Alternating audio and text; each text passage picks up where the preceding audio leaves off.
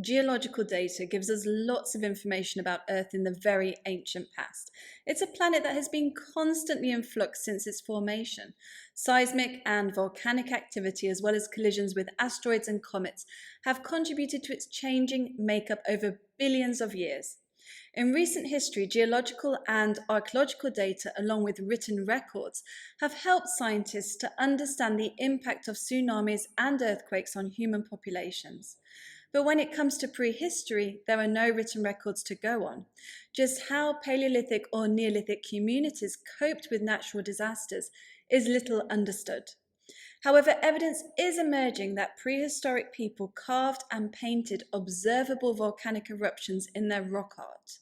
What can this tell us about these ancient communities? Let's find out.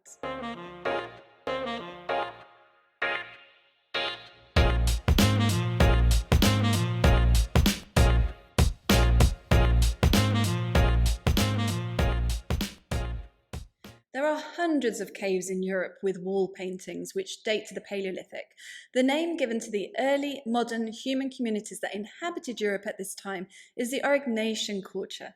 They left behind hundreds of examples of cave art, mostly depicting wild animals, along with some anthropomorphic representations and geometric shapes. The UNESCO World Heritage Site of Chauvet-Pont in France has incredible examples of this Paleolithic art dating back to between 37,000 and 34,000 years ago. Its paintings include mammoths, lions, bison, rhinos, and megaloceros, also known as the Irish elk. Chauvet has several abstract paintings which are unique to this cave. Included in this are several examples of a spray-shaped painting, which has intrigued researchers for many years. In 2016, a journal paper entitled "A 36,000-year-old volcanic eruption depicted in the Chauvet-Pont cave, Ardèche, France," suggested that the instances of the spray-shaped painting could show a volcanic eruption.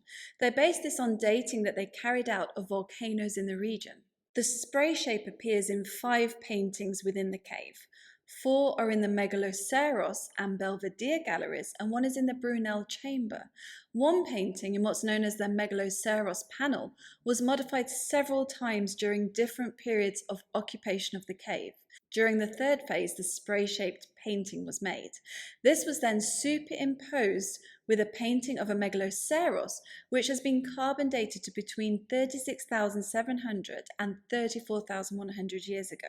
This means that the spray painting was done earlier than this. In order to determine if this painting could be contemporary with an eruption, the researchers carried out an analysis of the Basvivare volcanic field, which is 35 kilometers from Chauvet and can be viewed from hills close to the cave.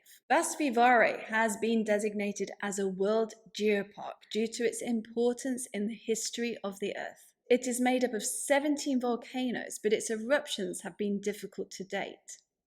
In the past, experts identified 3 phases of activity, with the earliest dating back more than 150,000 years. In the paper I'm referring to, the researchers used argon dating on 3 of the volcanic centers: Le Suc de Bison, Coupé d'Isaac, and Mar de Repic. They obtained dating results of between 36,000 and 27,000 years ago. Of course, with this type of study, there are large error margins. However, based on this dating, the authors of the paper conclude that the volcanic eruptions at Basvivare may well have been contemporary with the occupation period of the cave that coincided with the spray-shaped painting in the Megaloceros gallery.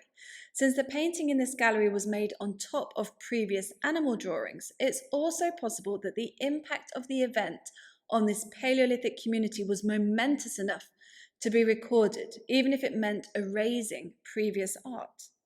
The authors also note that the iconography in the cave mostly depicts those animals that posed a danger to its inhabitants, rather than those which they hunted.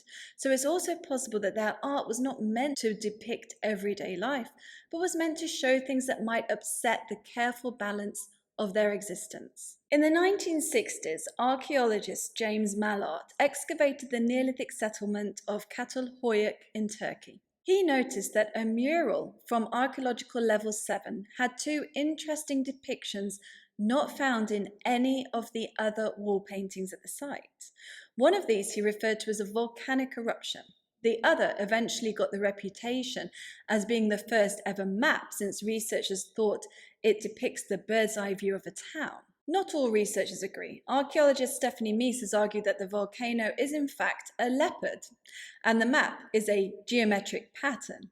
In 2014, the paper entitled "Identifying the Volcanic Eruption Depicted in a Neolithic Painting at Çatalhöyük, Central Anatolia, Turkey," reported the results of a dating analysis carried out at the twin-peaked Hasandagi volcano, which is 130 kilometers northeast of the site. As you can see in this drawing of the mural, the section thought to represent the volcano shows twin peaks just as at Hasandagi. The researchers dated andesitic pumice veneer found on the summit using zircon geochronology and found the eruption dated to roughly 6,960 BCE, plus or minus 640 years. This is roughly contemporary with the Neolithic mural at Çatalhöyük, which dates to 6,600 BCE.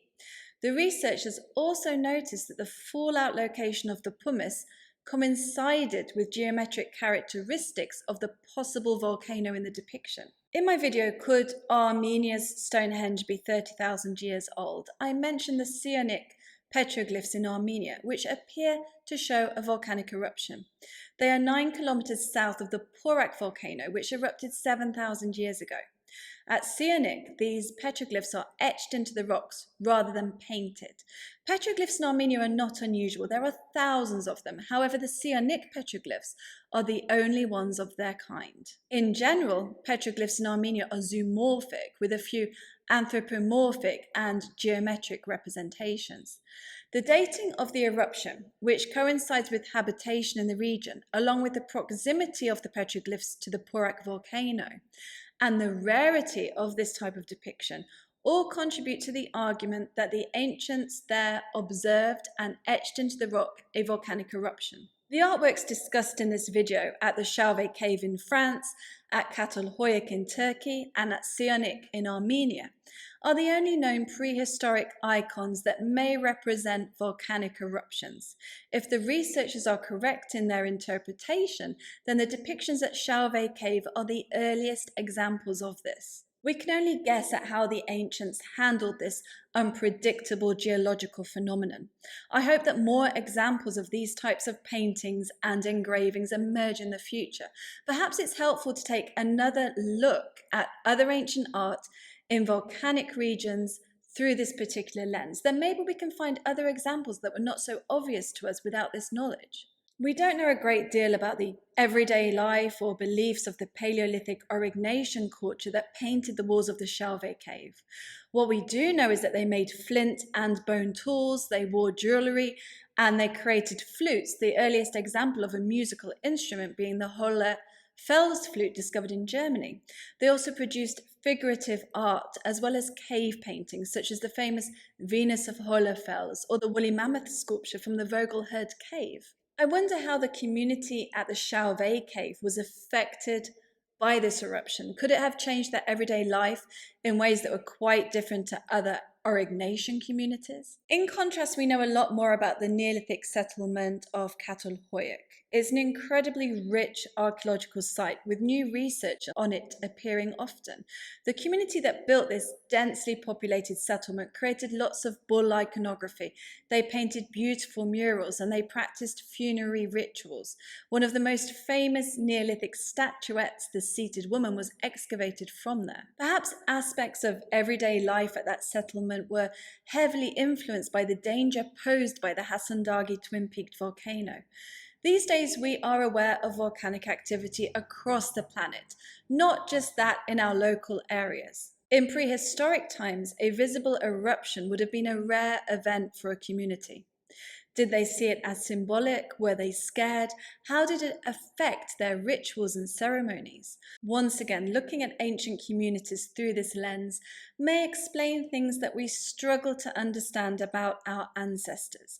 Being aware of the geological phenomena that affected certain cultures and settlements may help to give context to other material evidence excavated from these sites that is otherwise a complete mystery to us. That's it for today. If you enjoyed this video, please hit the like button. Thank you to my patrons. If anyone else wants to join my Patreon, the link is in the description below. Come and find me on Instagram, Facebook and Twitter, where I post regularly. My Instagram feed is full of megaliths and Neolithic artifacts with very detailed captions, but only from sites I visited myself. I've also got a website where you can find links to the articles I've written, megalithhunter.com.